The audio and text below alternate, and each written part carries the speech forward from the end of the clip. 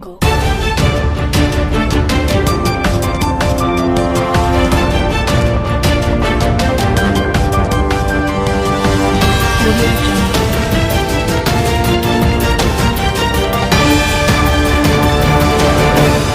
Commander of a U.S. aircraft carrier deployed in the South China Sea has told RFA it aims to ensure the freedom of all nations to navigate in international waters, a mission that saw it pass just 50 nautical miles from a Chinese survey ship operating in Indonesia exclusive economic zone this weekend. Global marine traffic records show early on Sunday, the USS Carl Vinson was sailing in the Natuna Sea off Indonesia, near where the Chinese survey vessel Haiyang Dizhi 10 has been operating since late August. The U.S. supercarrier also broadcasted its location, a move that analysts say would be intended to show that it is operating freely in international waters. China claims most of the South China Sea for itself. The commander of the Carl Vinson Strike Group, Rear Admiral Dan Martin, said, "The U.S. Navy operations in the region are really the expression of U.S. willingness to defend both interests and the freedoms enshrined in international laws." The carrier strike group, including the aircraft carrier USS Carl Vinson and 3 other military vessels, entered the South China Sea last week to conduct maritime security operations. Just a few days earlier, the Chinese Maritime Safety Administration announced that all foreign vessels, including aircraft carriers entering what China considers to be its territorial waters, had to notify Beijing and submit to Chinese supervision. Unlawful and sweeping maritime claims, including in the South China Sea, pose a significant threat to the freedoms of the seas, including freedom of navigation, overflight and lawful commerce.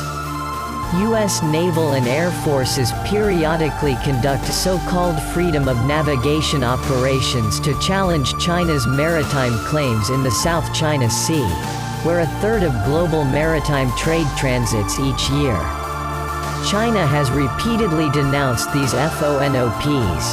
The Global Times, part of China's official mouthpiece People's Daily, has also called the USS Carl Vinson's deployment provocative.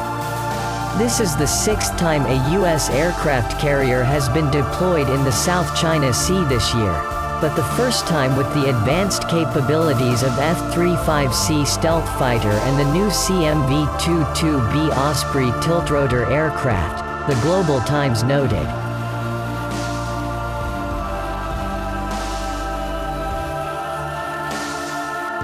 The paper quoted a Chinese military expert as warning that the Chinese army has been put on alert, and China is fully capable of and confident in dealing with such provocations. However, according to the commander of the Carl Vinson Strike Group, all our interactions thus far with the Chinese Navy have been professional and safe. An RFA review of ship tracking data showed that as the Carl Vinson passed through the southern part of the South China Sea, it was at one point about 50 nautical miles from the Haiyang Dizhi 10, one of China's fleet of survey vessels that periodically conduct research in disputed waters. Martin said that due to COVID-19 restrictions, it's unlikely that the USS Carl Vinson would be able to make any port call on its mission, but the aircraft carrier's open-ended deployment should show U.S. partners and allies that stand with them. He reiterated the U.S. commitment to defend South China Sea claimant the Philippines should it come under attack, describing it as U.S. oldest treaty ally in Asia. An armed attack against the Philippine Armed Forces, public vessels or aircrafts in the Pacific, including in the South China Sea, would trigger an obligation under the U.S.-Philippine Mutual Defense Treaty, Martin said.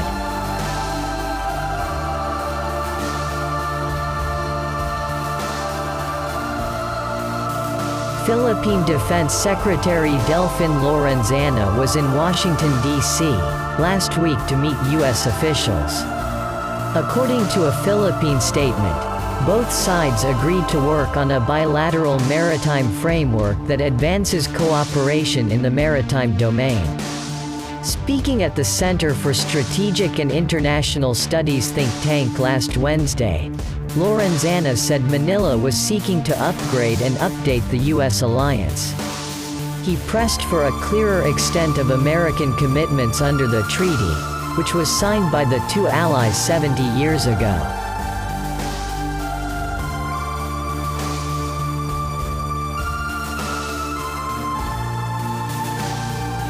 Meanwhile, contentious run-in between the U.S. Navy and the Chinese military in the South China Sea was just the latest in a string of incidents that highlight a fundamental question for U.S. operations in the contested waterways. The U.S. needs to maintain a sustained and deliberate presence in the Pacific.